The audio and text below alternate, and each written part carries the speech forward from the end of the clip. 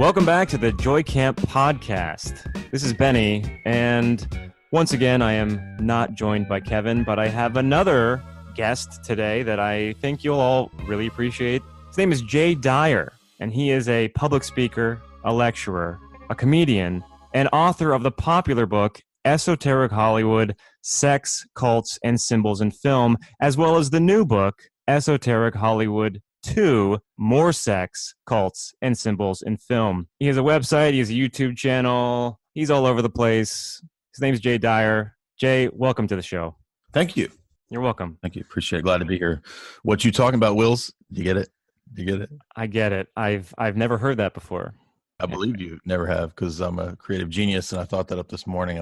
I woke up and I had a notepad, and I thought, let me think of funny ideas. The top of the notepad says funny ideas for Benny's podcast. And the first thing that came to me was, what you talking about, Wills? Well, most people think my name is Willis when they first see it written down, and it's been like that my whole life. It's interesting to me because it's they're very different names, and there's only one I in my last name, but people still, they see it as Willis.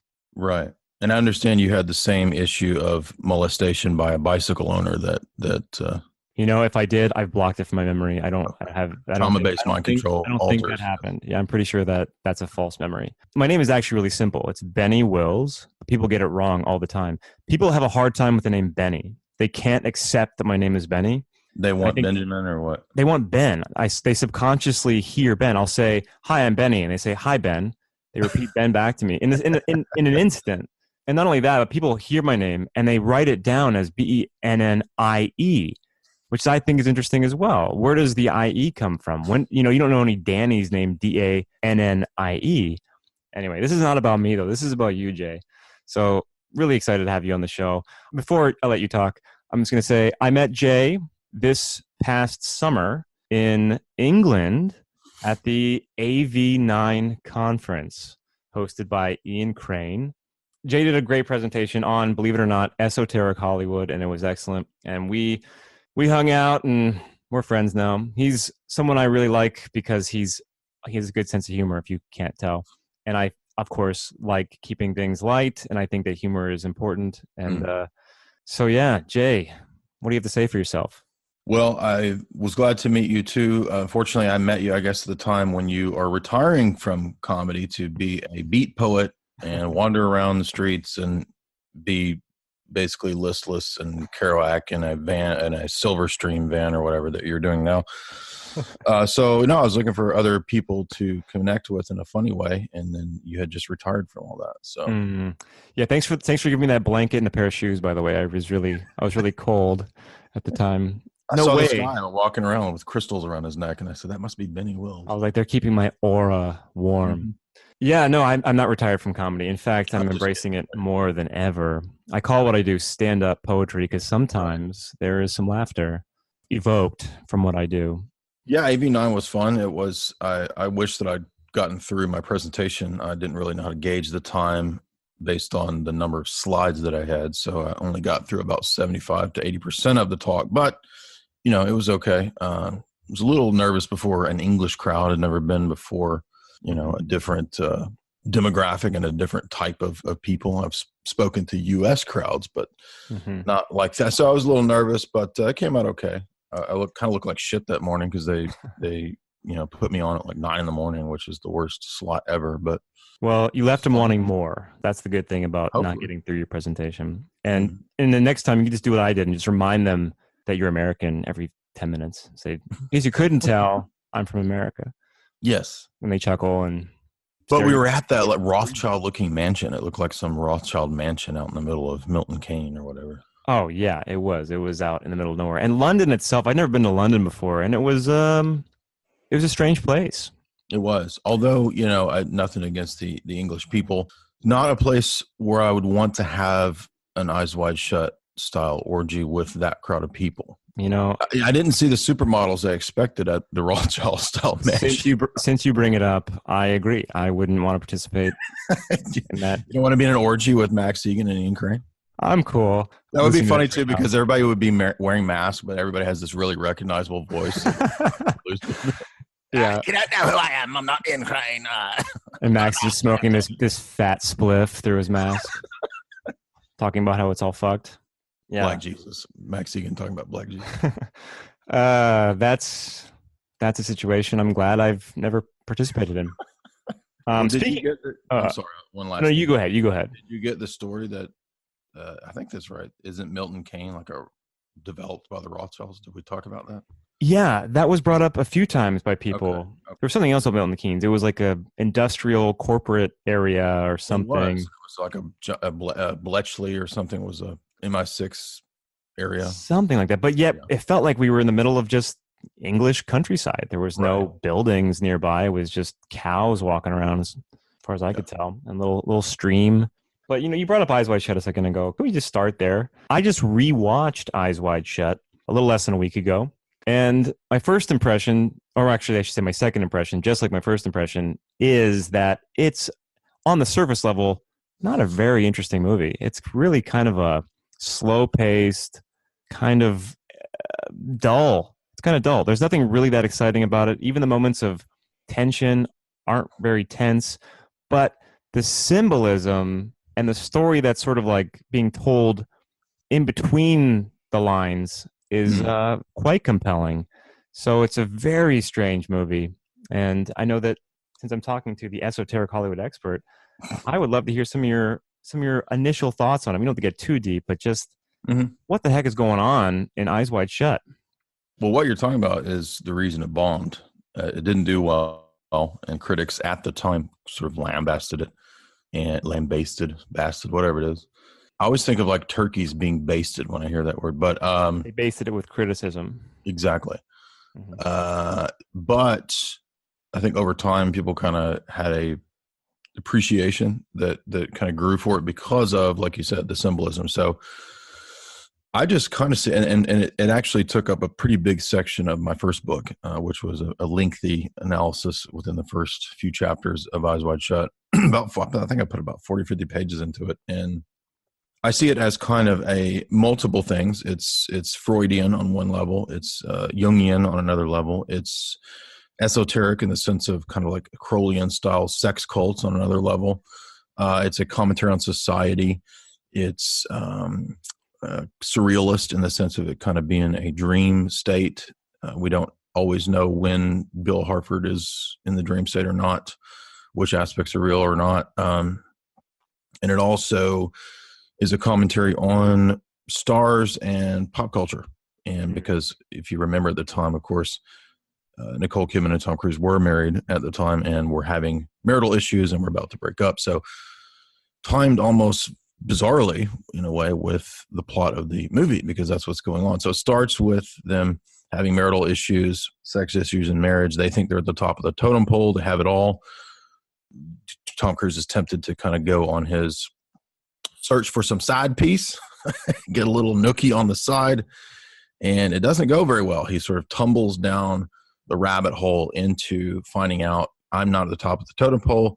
There are giant billionaire powers above me, and they have all of the means at their disposal that we think of the CIA or intelligence agencies having, and they function like a cult. So in many ways, I think it is a commentary on how the real world works. And so what Kubrick meant by the title itself, Eyes Wide Shut, is that very thing, right? That you in the audience, your eyes are wide shut. You think you see, you're watching the movie, you think you understand the plot. Maybe you do, maybe you don't. You're attempting to, at least by going to the movie or watching the movie, but you don't realize that this is how the world really works. There are very powerful people who utilize cults, who utilize networks, who utilize intelligence, and they run the world. And I think that's what the movie's about. There's other aspects of this that are very compelling to me as well. There's all this, like the external factors, like Nicole Kidman. Her father was outed as being this huge, well, very high up in a massive pedophile ring bust in Australia. In fact, they were in Scientology together.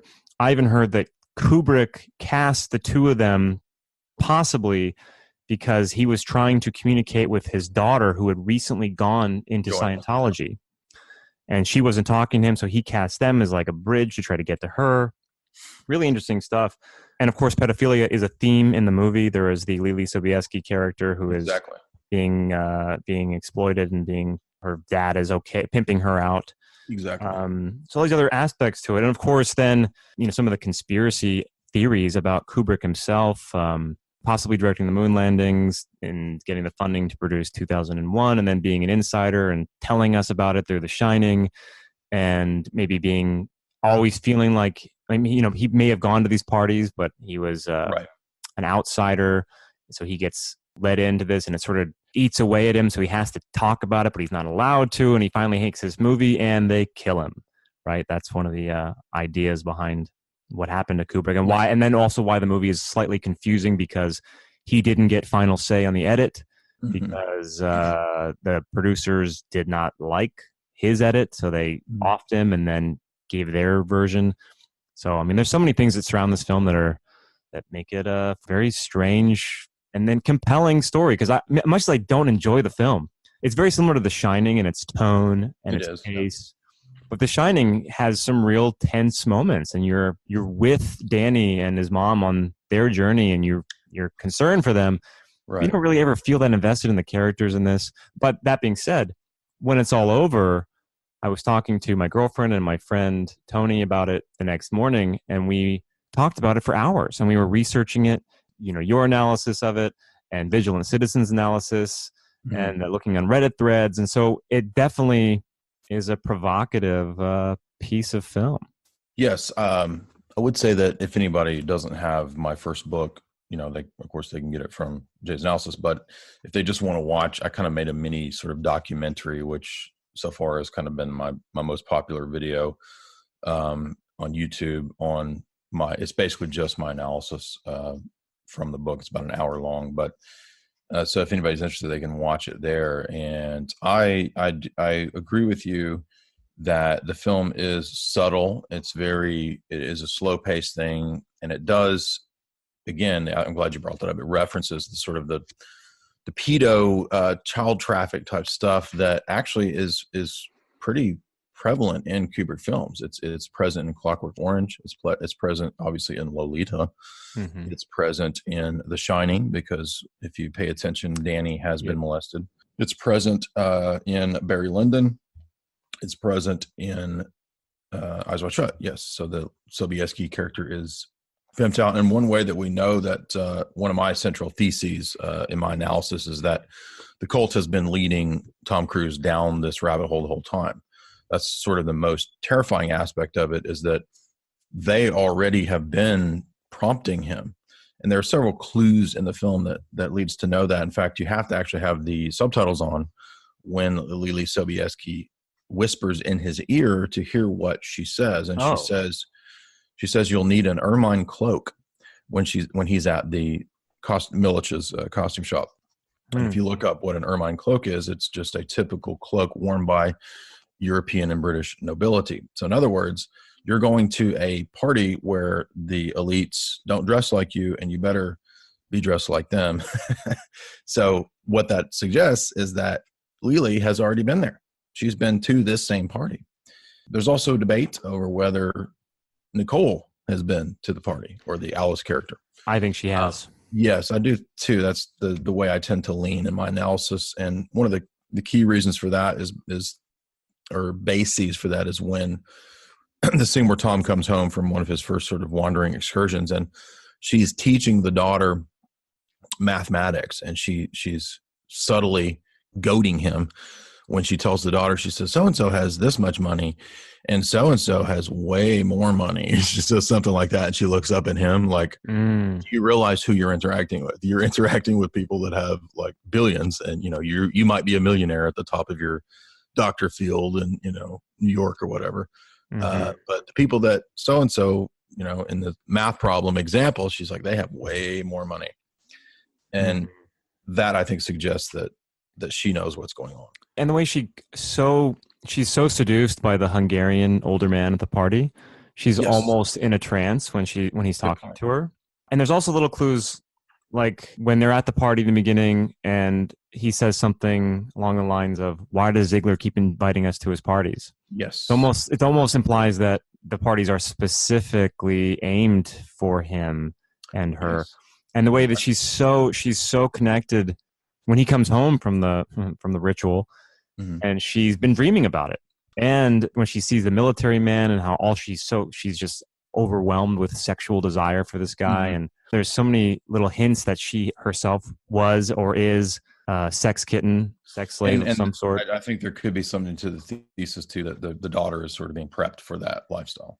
I mean, if we think about her, the name Alice, right? I mean, her name is Alice on purpose. So we have the inclusion of the sort of the tropes of mind control of Alice in Wonderland and Wizard of Oz, because Millich's costume shop is what is it, at the end of the rainbow or under the rainbow? I can't remember. But we those are actual tropes, and I actually held off on for a long time, many years, on whether I was convinced that those were associated with MKUltra, mainly because I just couldn't find any solid documentation. But then when I actually read Dr. John Lilly's book on LSD, which actually is a pretty significant section of my second book, my new book. Dr. John Lilly, who's the pioneer of like giving flipper LSD, which there's a movie about that called Day of the Dolphin with, I think, George C. Scott or somebody. But yeah, he's the crazy MKUltra doctor who had a sexual fixation for dolphins. And Tripp gave them acid all the time. So he was blowing them on into a flipper while he was trying to flipper. Wow. Smack it up, flipper, rub it down. Yeah, it's pretty gross, I know. But yes, that's how crazy mad scientist John C. Lilly was. But he wrote a book called Programming and Metaprogramming in the Human Biocomputer, by which he means the mind is just basically a computer, so you can reboot it and control it. And he dosed a bunch of kids with LSD in order to wipe their brains. So yes, I finally was forced through hard evidence to finally admit here is some hard, solid evidence from an MKUltra doctor that they create alters in kids and they wipe their brains. And they will use narratives like Wizard of Oz or Alice in Wonderland because they're useful in the programming. But I couldn't vindicate that, for a long time because I couldn't find any solid evidence. But Lilly's book proves that. So you worked with Jay Widener for a show called Hollywood Decoded on Gaia TV.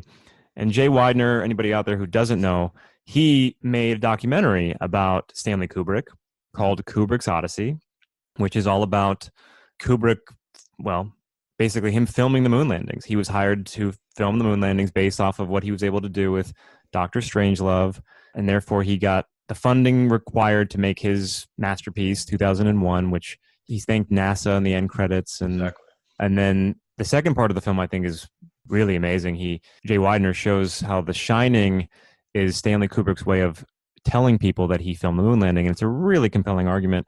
I love this documentary. And you've worked with Jay. So what's your takeaway? Do you think that he's onto something, or is he, painting with broad strokes? No, I think he's onto something. I think that obviously Kubrick and those associations that you mentioned and the techniques that he was using. Yeah, the front screen projection and all that. Yeah, and the fact that he was allowed to use the Zeiss lens, which was $1 million lens that, so he kind of got carte blanche on some of his movies, I think, if he went along, and that was a irresistible temptation for certain directors. Tarantino basically had carte blanche. He could do what he wanted to do with his films. So if you reach that status, and I think it does require, going along to some degree, otherwise you're not going to reach that status. Of course. So yes, I would think that he is the most likely contender for that. There's a couple areas where Jay and I don't fully agree. I took, in my analysis of 2001 in my book, which I also made a kind of a little video about, I kind of took it just in the directions of alchemy and transhumanism. Jay sees 2001 as a positive kind of approach to evolution, and I tend to be pretty critical of evolutionary theory. That doesn't mean I disagree with Jay's analysis of the content of the film. I definitely think that Kubrick was working with Kabbalistic ideas. It is about transhumanism, there's no doubt about that. But as to whether it's a positive or a propagandist approach is where Jay and I would maybe disagree a little bit. But in terms of the TV show, we did do an episode of the show on 2001, which I think came out great. Jay kind of took the lead in that episode because that's his forte. So overall, I would say I agree with Jay, but there are some minor areas where I'm very, very dubious when it comes to Darwinian theory. It's one of those conspiracies that I want to be true, you know, just like I really don't want Paul is dead to be true. I want that not to be a real thing. I want Paul McCartney to be Paul McCartney. But I want the Kubrick directing the moon landings to be true. Okay. That's so exciting to me. The funny thing, but I haven't really looked into it that deep, but the stuff that I have seen, it's all like, look at how saggy Paul McCartney's double chin is after all these years, and look at his brow sagging, and look at his ears. And I'm like, dude, everybody gets freaking, it's the same level of stuff that like the transvestigation people do, where it's exactly. Exactly. Like, well, exactly. Look at this bitch got Botox as an actress. So, or it's like she's cloned because she got a bunch of Botox. It's totally a clone. No, she got Botox. Yeah. I always have a hard time with, and I don't mean to, I'm go with an open mind, but when someone says, here's the real Paul McCartney and here's the fake one, I think they look like the same person. Like, what am I missing here? And I feel like that same, when people try to bring up the whole Bill Hicks, Alex Jones thing, I'm like, these are obviously two different people. That one's really retarded too, because you can watch clips of Alex back then, and it's obviously Alex back then, 90s Alex, late 90s Alex. And I used to watch stand-up at the time because I used to want to be a stand-up really bad. Mm-hmm. And I remember watching Bill Hicks doing stand-up, and they're obviously different people. It's really retarded. It's not that I really am committed to not believing any of this stuff. I just don't see it for myself. When I see pictures of supposedly the real Paul McCartney and whoever they think, Billy Shears or, what are some of the other names? I don't see, they look like the same person to me. I don't see the differences. And I hope, now again, this will evoke a comment where someone shows me a side-by-side picture and they zoom in on the earlobe and they show the difference or something. And that's great.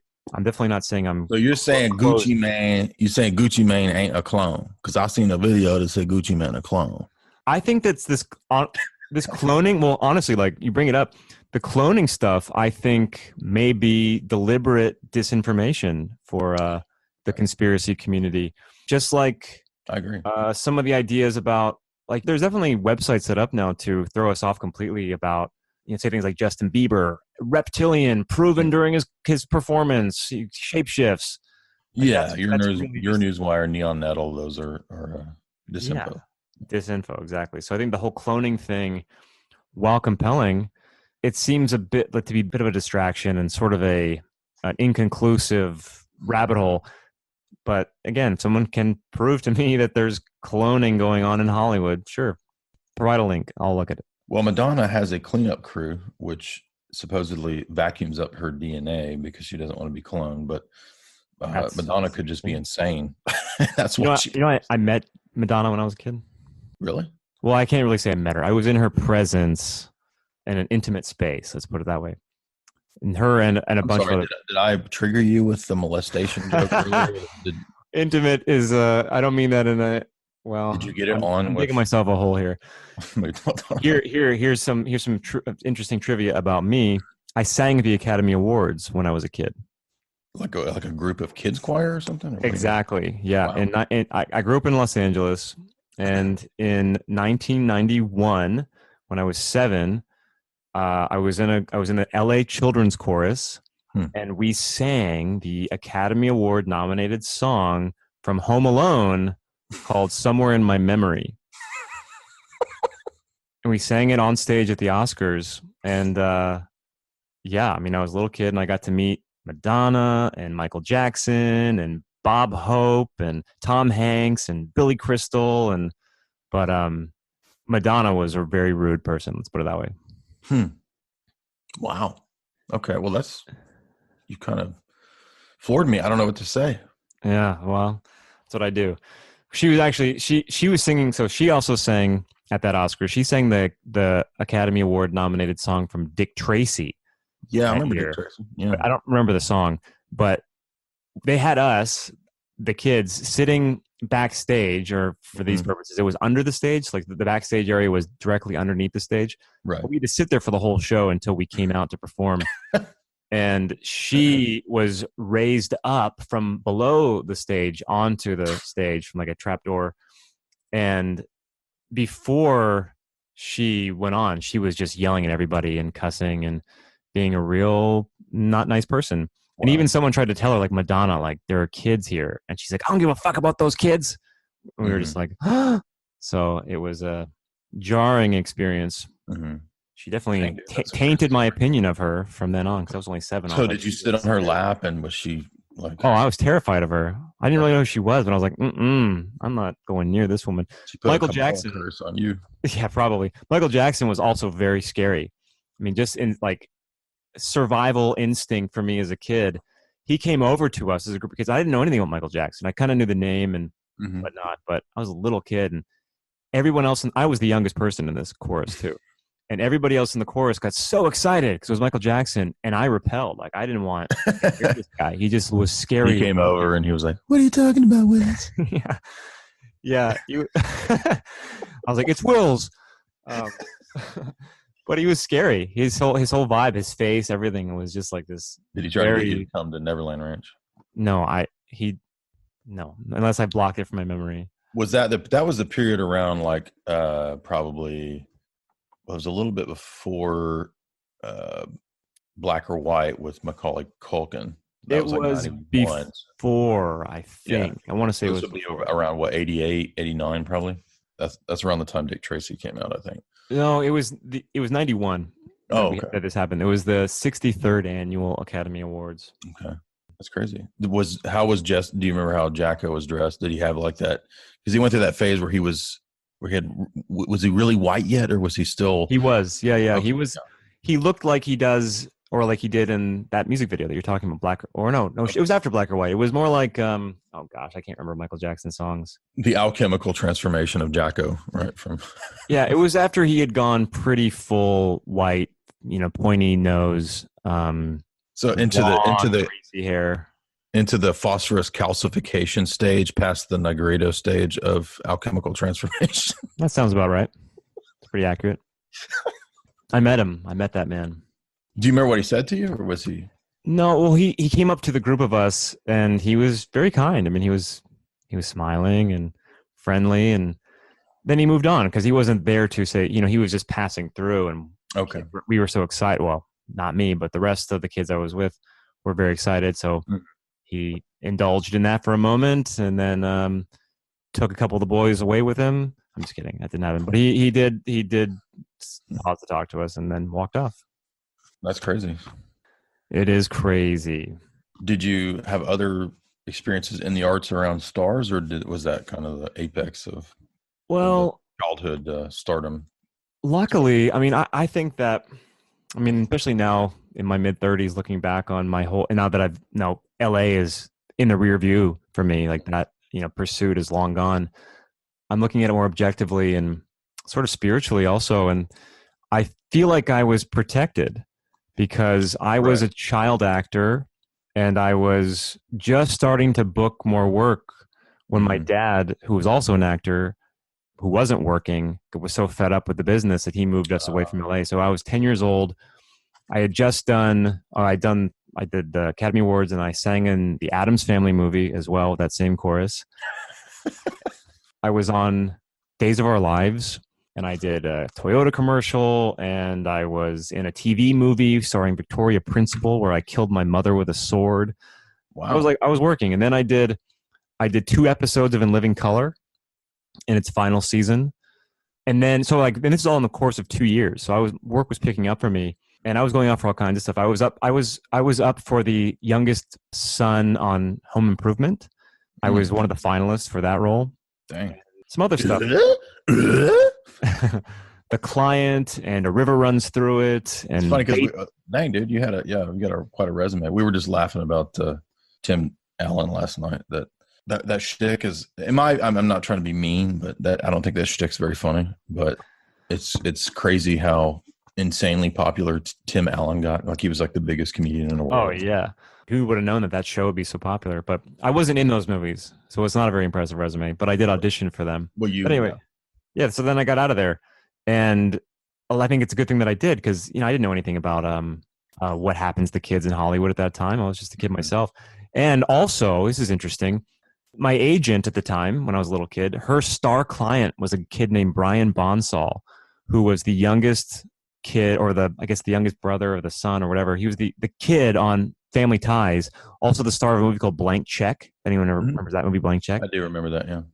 So this guy was the star client for my agent, and we were always compared to him, like, we want to be where Brian's at, basically. Mm-hmm. And of course, I left LA and forgot all about it, and he disappeared off the map. And then he popped up in the news like 10 years ago. He was arrested at I think a bar in Colorado or something for hitting a guy with a pool cue. And they released his mugshot, and he has tattoos up in all over his face and piercings. And, he's gone down that dark path after being a child actor. Yeah. And I was like, wow, as a kid, he was the one I was striving to be. And I got out of there, and I'm a pretty, I feel like I'm a pretty balanced person. And this guy has had this really difficult life, and even has like a giant butterfly tattoo on the front of his neck, which I think is interesting. So I think I was protected from that spiritually. Well, thank God. Yeah, that's great. So anyway, that's a lot about me. And this is your interview, Jay. No, that's cool. Well, I was begging you to be on your show, so that's kind of true. So what have me on. Well, let's talk a little about you. Or here, let's use this as a segue of your choice. So we're talking about Hollywood. We can either segue into your new book, Esoteric Hollywood 2, or we can talk about your story a bit and how you arrived at this place. Or it could be both. The floor is yours. Well, the way I arrived at this, it was a little somewhat parallel to what you were talking about, because I did also want to be an actor and a comedian when I was in high school, and I had drawn up a routine.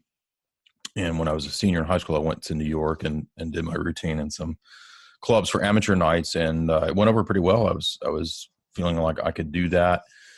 And the more that I perfected and worked on my stand-up routine from age 17, 18, 19, the odd part about it was that the less fulfilled I felt. And so I started realizing that it was going to take a lot of unhealthy ambition. And I started I didn't really know much about, I wasn't woke, what I'm saying, but you start to realize that, you're going to have to devote a lot of your time and attention to this, and it's going to pretty much consume you. And I have somewhat of an obsessive type of personality where I get really consumed with whatever I'm into. Mm-hmm. And so I was kind of iffy about whether I was going to be happy doing this, and maybe entertainment is not as fulfilling as I thought it would be. So I decided not to pursue stand-up, not because I was a failure or anything like that. I just wasn't as happy doing it as I thought I would be. And so I went to college, and I kind of had a reorientation of my worldview at that time, because I was starting to realize, even though college wasn't there to wake me up or to, it's obviously brainwashing. I will say that philosophy as a major did promote critical thinking. So I was oriented towards analysis and critical thinking. So long story short, I still had my love for film and love for movies and entertainment, all that. But I focused my graduate work eventually on the usage of film in terms of psychological warfare. Simultaneously, I had been around 2003 awakened, to issues relating to 9/11. That was a big wake up thing for me. I'd already read some conspiracy literature, even around age 19 or 20, where I was starting to doubt, mainstream stories about, like, what is the United Nations? Why is it there? Maybe we're being lied to, that kind of stuff. So eventually I started blogging, and I was dead set on being a professor. I was going to get my PhD. And I finally realized that the academia realm is just as controlled as the other realms. And so I started noticing, well, hey, wait a minute, maybe Hollywood, maybe entertainment is a kind of a control structure. Maybe academia and public education is, maybe money is. So I started noticing the patterns across all these fields, and what seems to be disparate. When you're kind of in normie land, you think that things just happen and things happen organically. And, I started noticing that a lot of the movies that I'd loved over the years also had a lot of the same truths and principles that I was noticing in real life. And at the same time, sometimes the movies were propaganda and skewed things. So that's what led to blogging about film. And I'd read some analyses that people did that were kind of, I wouldn't say conspiracy oriented, because actually I was doing it before Vigilant Citizen was. I was one of the first websites to do this kind of analysis. There's one guy who had written an analysis of conspiracy theory before me, and he kind of did a conspiratorial analysis because the movie's about conspiracy theory, but gave me the idea to just basically blog on film. And that gets a lot more traffic than philosophy or theology or religion or anything else. So I focused on that. I honed that over the last 7 or 8 years. And so I wrote tons and tons of essays on movies, and eventually did a show with Sean Stone, Oliver Stone's son. And that led to somebody asking if I had a book. I said yes. And then the book led to the TV show with Jay Widener. And then that led to part 2. So long story short, which I've said like 5 times, but you just segue yourself into your other segue into the segue. Yeah. It's awesome. So basically, impressive. The first book is like 80 pages of Kubrick, 90 pages of Kubrick. Then it's Spielberg. Then it's David Lynch. Then it's Hitchcock. And then the new book is not organized by directors. It's actually organized thematically. So in section 1, which is about 200 pages, I talk about the relationship between Hollywood and the mafia, Hollywood and cults, Hollywood and spies, and then more of the occult, sex cults, and so forth. So, for example, I cover films like The Aviator, Godfather trilogy, terror in Hollywood, how Hollywood has promoted the idea of the war on terror. I discuss Clue, some goofy ones like Point Break. So not all of my analyses are completely serious. Some of them are fairly goofy. So you have Point Break in there as FBI propaganda. V for Vendetta, The Prisoner, Polanski's Ninth Gate, Twin Peaks, Back to the Future trilogy, Goonies, Ghostbusters, Poltergeist, Time Bandits, and Stranger Things makes up the first section. And then in the second section, I talk about MKUltra and mind control and how it's been portrayed in film, what's real, what's fake.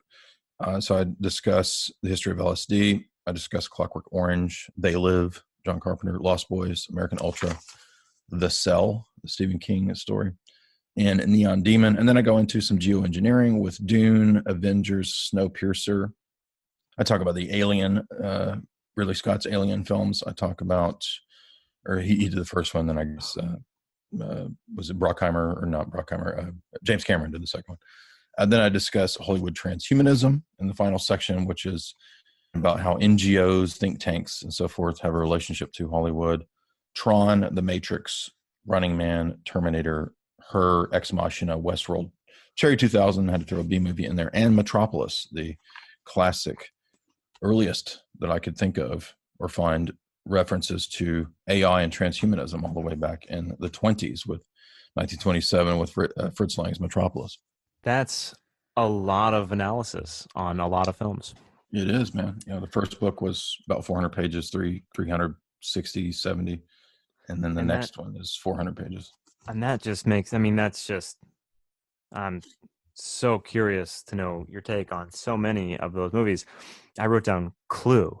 Mm-hmm. What can you extrapolate from Clue? I haven't seen that movie since I was a kid. That's exactly the same question I had before reviewing, because a lot of what I did was just kind of, review movies over the years that, I'd seen when I was a kid. I remember Clue. That was fun. Ha, ha, ha. And then I went back and I watched Clue, and the entire storyline of Clue is about HUAC and the investigation of Marxists in Hollywood and Hollywood on trial. That's actually the setting for Clue. It's referenced multiple times in the film. I never caught that, obviously, as a kid.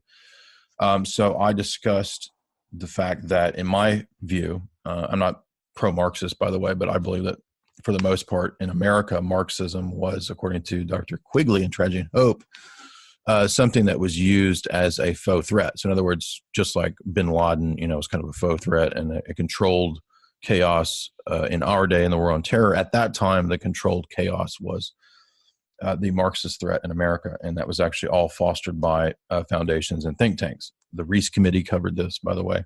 Quigley covers it. And so I pretty much tied that into my Quigley analysis. So Clue actually is about the Hollywood 10. Are you familiar with the Hollywood 10? Is that something to do with the Red Scare? It is. It was like Lauren Bacall, Bogart, I think Katharine Hepburn, maybe, like all these A-listers and writers. They just made that movie about one of the screenwriters, Trumbull. Oh yeah, yeah. With Bryan Cranston. Yes, so that was all. And if you want to know my take, actually, and I bring this up in my analysis, if you saw the Coen brothers' Hail Caesar, I think they get it right. They kind of show that it was like a kind of a trumped up, lampooned nonsense thing. The threat wasn't the KGB.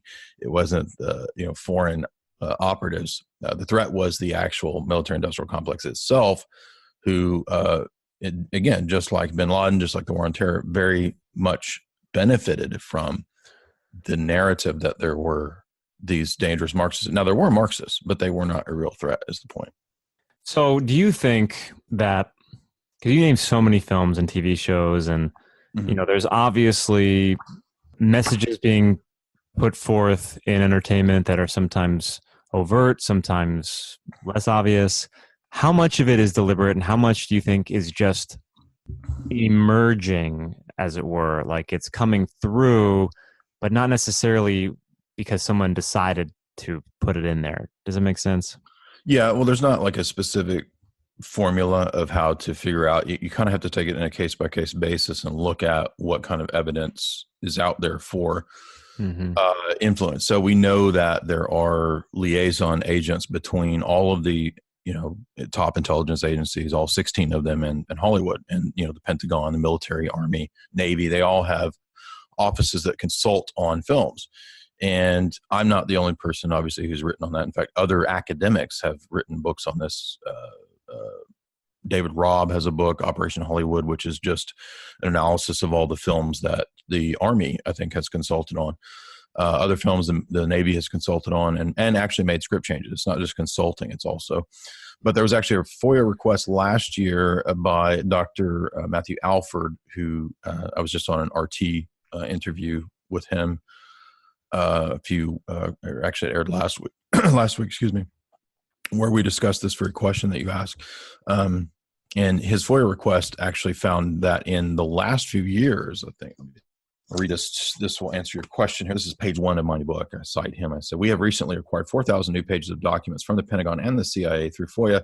These documents are the final nail in the coffin. They show for the first time that the U.S. government has definitively worked behind the scenes on over 800 major films and 1,000 TV shows in the last few years." Did you hear me? In the last few years. So alongside the massive scale of these operations, our new book, National Security Cinema, details how the Pentagon was involved in TV shows that range from Hawaii Five-0, America's Got Talent, Oprah, Jay Leno, Cupcake Wars, Tom Clancy's Patriot films, all the way back to James Bond's Thunderball, Meet the Parents, Salt, The Recruit, all CIA consulted films, Top Chef, on and on and on. So people kind of knew of this already. Everybody kind of suspected this, but that's just one example of a FOIA request recently that confirmed thousands of, at least 2,000, right, examples of this. Of actual consulting and yes, script changing, and saying, if you want, this additional, military funding, if you want to use our tanks or what, you're going to portray this scene in this way. I knew Cupcake Wars was up to no good. Mm-hmm. So Donald Trump, I believe you've heard of him at this point. Huge. His name comes up a lot. He's a former Hollywood sort of darling, and now he's a current Hollywood enemy. So what's going on, do you think? Because you brought up military, and this is what made me think of it, because the people who are still in the Donald Trump camp, who still believe that he's somehow the solution to the deep state, they say that he has the military on his side, and he wouldn't have done this if he didn't. So the military, therefore, by that definition or that idea, would be against the globalists who are obviously involved in Hollywood. Mm-hmm. But if Hollywood gets their ideas and their messages and things from the military, Mhm. What's going on? Well, that's a complex question because another what I see probably as a more important thing that I do is what I call my globalist book series, which is basically where I just read through the top writings of the top globalists and I do talks on them. So because most people don't have the time to read Tragedy and Hope or Jacques Attali or Miles Copeland from the CIA or whoever, I read through all those books and then I do videos and talks on them. So one of the one of the topics that I've covered is control structures and military and how that relates to influence in Hollywood. So, for example, I did a talk on Annie Jacobson's book, The Pentagon's Brain, which is like a 500-page book on the history of DARPA and how they relate not just to the military and academia, but even to Hollywood. So she has actually a couple chapters where she discusses DARPA's relationship to Hollywood. So it's not even just, the Pentagon. I mean, the Pentagon itself is a lot of different, agencies or bureaucrats or whatever. And one branch of that is DARPA, which is, the apex, I guess you could say, of transhumanism in the military, and creating the bionic soldier and the various super soldier programs. The company behind Facebook. Exactly. Mm-hmm. So I would say that one of the things that she talked about was compartmentalization, and I'm sure everybody's familiar with the term, but all the way back to the Atomic Energy Commission and Manhattan Project, we learn that the military was very adept back then at compartmentalizing things. And so you could have thousands of people that were involved in the Manhattan Project, and you only knew if you were involved in your little niche. Like I'm making this Cogswell cog. This other guy down the cubicle, I'm making the space rocket. So you don't even know like what your parts do, but you're making these. And so they were able to keep this secret for many, many years, thousands of people, right? So the point is that the military is a lot of people. It's very diverse. And I would say that most of the normies in the military, they have an honest patriotic desire. And the corruption for the most part is at the top. It's generals, it's people in important nodes in the networks, right? That's where the corruption and the moles are.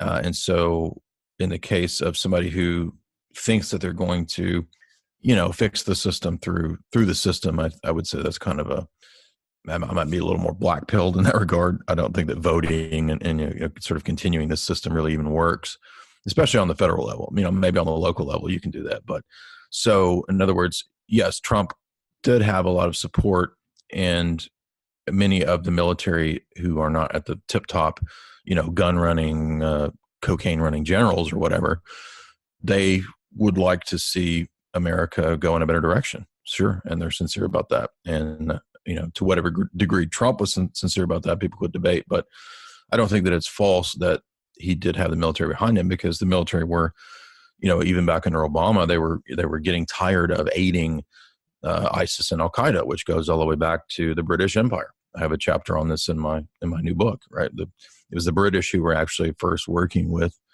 the Wahhabists, the jihadists. That's who set up Saudi Arabia is a British imperial creation. That's who fostered the Muslim Brotherhood.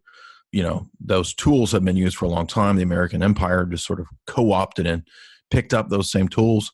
And I think a lot of people started realizing that we're supposed to be fighting ISIS. I thought, why are we training them and helping them? It doesn't make any sense. And Trump even said that, in his campaign speeches. He even talked about, Hillary created ISIS with Obama. That is at least true on its face. But is that enough to fix America? No, I don't think so. Agreed.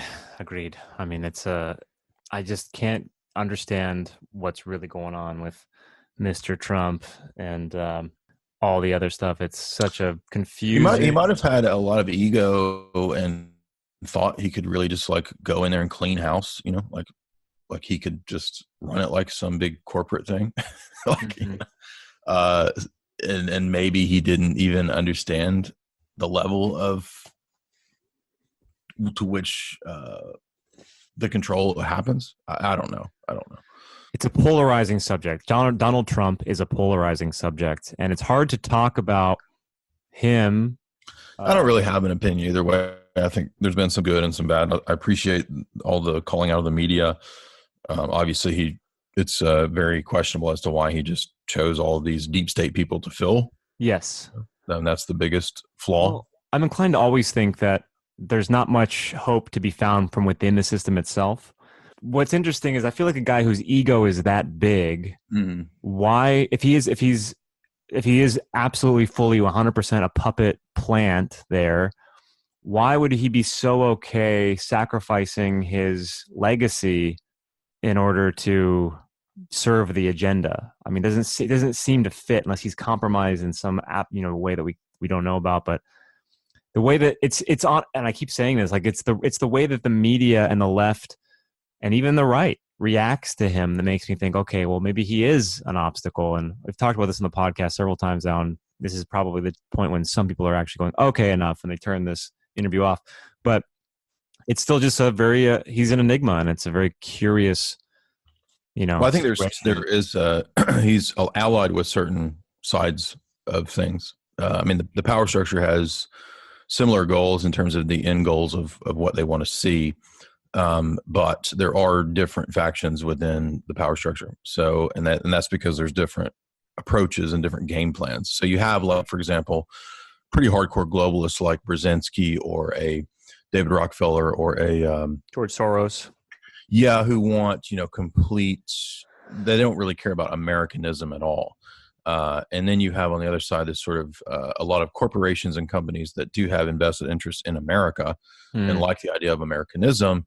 And that's, they're allied more with like the Israeli right. This is why Trump kind of had to make alliances in that regard.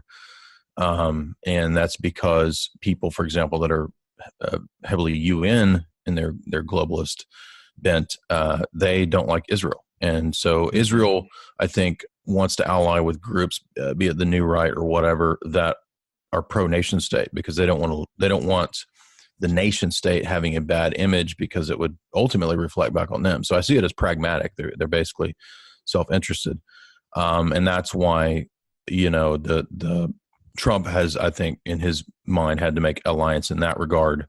And the other side of the media, the Soros, the global left, you could call them, I guess, the big pushers of the UN, that the rest of that socialist side of the world, they view Trump as an enemy. My personal view is that both capitalism and socialism are essentially Enlightenment Masonic dialectics. So in the big picture, I don't see these as in conflict.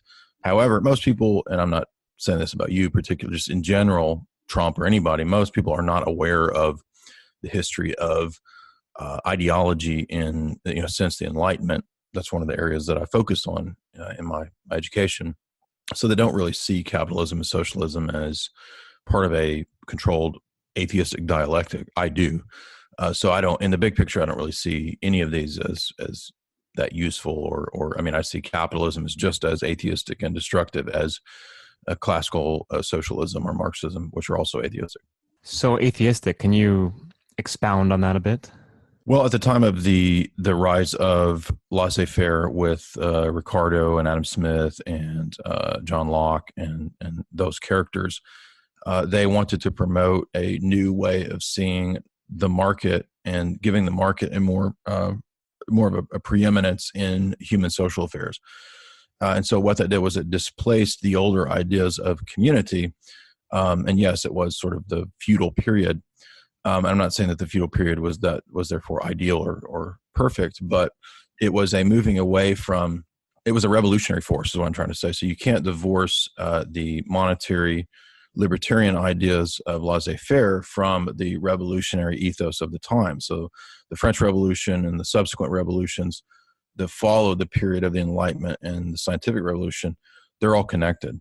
And they're connected because they are a revolution in how man sees man, society, nature, the world, and reality as a whole.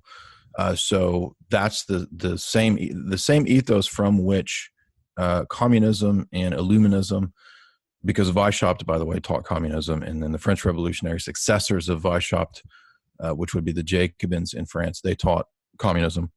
They were really just the flip side of the same coin as who are called the Girondins. And this would be people like Lafayette, in the French Revolution, or the American founding fathers who were pretty much Girondins like Franklin or Jefferson, because they believed in private property. But they were just as much, and you can read Jefferson talk about, he appreciated the Jacobins and Robespierre and so forth just as much as the so-called right-wing revolutionaries. So you have basically capitalism as a revolutionary force, as well as communism, socialism as a revolutionary force, and they are part of a managed dialectic. And you can find writers who are in those traditions who speak of it that way, because they all come out of the lodge. That's a great perspective. I'm not saying, by the way, that it's wrong to have private property. I'm not I'm anti-monopolistic capitalism, but I do believe that the history of capitalism is just as much a revolutionary force as the other revolutionary ideologies, such as anarchism or Marxist socialism, communism. When capitalism with heart can really be a beautiful thing, but as soon as it becomes greedy, it's the end, because then some people understand it, and understanding how money works is its own education. It takes effort. It takes you have to understand what money is and how to use it. And so when people understand and know how to use it, and there's a lot of people who don't, and then they just manipulate it, it becomes ugly pretty fast. And one of the main problems is usury. I mean, capitalism is pretty much bound up with the history of usury, and I come from an Orthodox perspective, so usury is pretty much forbidden for the first 1,000+ years of Christianity, and then you have the Renaissance papacy actually is who began to promote usury in Western civilization, which it had been outlawed for so long. So actually, you can also trace the rise of laissez-faire and capitalism with the rise of large-scale usury. I'm not talking about a credit union having a little bit of interest for local people. That's different from international banking and international usury, which definitely springs from international banking houses, which, again, I would say if you want to understand more about where I come from in this perspective, you could listen to some recent interviews I did about the role of the state, libertarianism with Jefferson Lee is a guy I know, or you could listen to my Quigley talks where I cover this in 8 different lectures, where I cover the totality of tragedy and hope. Would you be open to speaking at Anarchapulco? I would love to. I think that they would, if they're open to people with a challenging perspective, because I would probably invite a lot of debate. If they're open to debate, yeah. There's plenty of that. I know that Mark Passio's talk last year was very challenging of the... Oh, really? Wow. Of the current. I know that a lot of people have tried. They wanted a debate between me and Passio. I'm always down to do it. I don't know if Mark would. I'm not saying that has to happen at Anarchapulco, but of course, I'll speak anywhere. Well, you're 2 of my favorite researchers. What would you guys debate about? Some people said debate God. Some people said debate natural rights, which I'm critical of natural rights philosophy. Oh, interesting. I do believe we have natural rights, but my critique would be what are the bases on which we have natural rights? Cool. Yeah, I'd love to hear that talk. Mark Passio's natural law presentation was a game changer for me when I first heard it. I have heard it too, so I'm familiar with the arguments, and he's presenting kind of what I was getting at earlier, which is sort of just the Enlightenment philosophy of natural law theory, natural rights theory, and I'm very critical of that. So I'm a huge critic of the Enlightenment, which is, again, I'm not anti-science. I'm not anti. I mean, there are aspects of the Enlightenment which are good because they were reacting to a lot of errors and excess in the Roman Catholic West. So a person from an Orthodox perspective is unique in that regard, in that they don't really have, like, there are aspects of Catholicism that they appreciate. There's aspects of Protestantism that they appreciate, aspects of the Enlightenment that they appreciate, and aspects of the scientific revolution that they appreciate, but at the same time are critical of all those things, as well as I would say classical laissez-faire. Wow. Now, have you ever spoken to Passio? Do you know him? Jamie knows Mark, but no, I've never. I'm trying to think if we ever had any interactions. I don't think we ever have. He's a friend of mine, and I just spoke to him actually yesterday. I wonder if I could facilitate this somehow someday. You're close to the East Coast, I presume, right? Because I'm thinking about having my next regeneration event on the East Coast, probably in Pennsylvania, and Mark would be a headliner. And if you were close enough, if you wanted to participate in that, maybe that I could actually make it a live, in-person, friendly conversation. debate. Yeah, that'd be fantastic. I would love to hear that. So. Yeah, I'd love to, and love to come to Anarchapulco too. Yeah, well, I have no pull there, but I wish I did. I've been there a few times, and I would, I think that crowd would really benefit from hearing you do your thing. Well, you have some pull because you've spoken there, so you can. Yeah, well, I know some people, but it's it's always a bit challenging to get everything prepared for that conference. Well, yeah, no, I'm definitely down for any. I don't think I've ever said no to a speaking event that I can recall. So would you go back just because they're a lot more fun? You know what I mean? Like this internet stuff is it's so impersonal, and it's. I would much rather stand in front of a crowd than sit in my PJs in front of a microphone in my room. But I think I'm going to call it there. Is there anything else you'd like to say before we ring off? Like how people can find you, how they can purchase the book, et cetera, et cetera. The floor is yours for an outro. Yeah, basically you can just go to Jay's Analysis, and there's a link for the TV show if you want to watch it on Gaia or Amazon Prime. It streams there. There's a link there at the Jay's Analysis shop. There's a shop link where you can buy part 1 or part 2, and Amazon is not the best for authors, so I offer signed copies if that's what you're interested in, and it's a little bit more, but you can get it directly from me. And I also have a subscription service where you get my talks and lectures for a measly $4.95 a month. Fantastic. I encourage everyone to go out there, check out Jay's work. He's one of the best. And Jay, thank you so much for being on the JoyCamp podcast. Thank you. It was an honor. I love your work, and I feel like this is like a badge. Like this is a status thing for me. Like, because I remember watching your stuff years ago. Wow. And thinking, wow, these guys are cool, and man, maybe one day I could talk to those guys. So you're like one of my fame notches. You're my notch count. Yeah. That's amazing. I can't even. That's awesome. Yeah, you can feel free to mirror this interview then and get some of your audience over to our channel, because we're still stuck at a measly 18,000 subscribers. We have been for so long now. It's so frustrating. I don't know what's going on. Our last video got topped out at 3,300 views, even though everybody loved it. I'm so frustrated. I think we're all getting kind of screwed over in that regard because I've had a lot of the same issues. And yet there's some YouTubers who are popping up out of nowhere who are experts in all the topics, and they're just like skyrocketing in popularity. And I want to believe everyone is who they say they are, but it is interesting to see so many new people on the scene who are somehow defying all the odds and getting all the YouTube support that they need. It's been a pleasure, and let's do it again soon. All right, cool. All right, Jay.